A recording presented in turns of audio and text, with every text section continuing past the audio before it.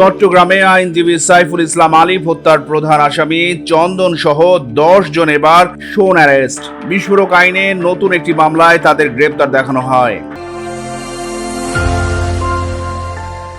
চট্টগ্রামে আইনজীবী সাইফুল ইসলাম আলিফ হত্যার প্রধান আসামি চন্দন দাস সহ 10 জনকে বিস্ফোরক আইনে নতুন একটি মামলায় গ্রেপ্তার দেখানো হয়েছে। বুধবার সকাল 9টায় চট্টগ্রামের 6ষ্ঠ মেট্রোপলিটন ম্যাজিস্ট্রেট কাজী শরীফুল ইসলামের আদালত তাদের গ্রেপ্তার দেখানোর নির্দেশ দেন। বিস্ফোরক আইনে নতুন মামলায় গ্রেপ্তার দেখানো আসামিরা হলেন চন্দন দাস, আমান দাস, রুমিত দাস, নয়ন দাস, গগন দাস, বিশাল দাস, রাজীব ভট্টাচার্য, দুর্লভ দাস, সুমিত দাস ও সোনু দাস। এর আগে সকালে আসামিদের কড়া নিরাপত্তায় আদালতে হাজির করা হয়। এ সময় পুলিশের তদন্ত কর্মকর্তা তাদের গ্রেপ্তার দেখানোর আবেদন করলে আদালত তা মঞ্জুর করেন।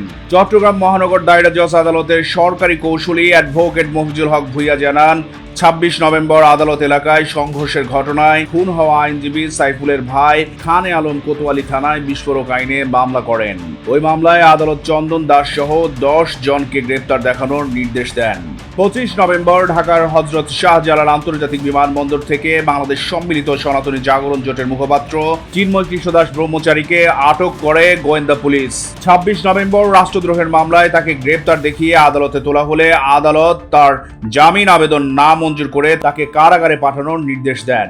আদালত থেকে কারাগারে নেওয়ার সময় চিন্ময় কৃষ্ণ দাসের অনুসারীরা প্রিজন ভ্যান আটকে বিক্ষোভ শুরু করেন।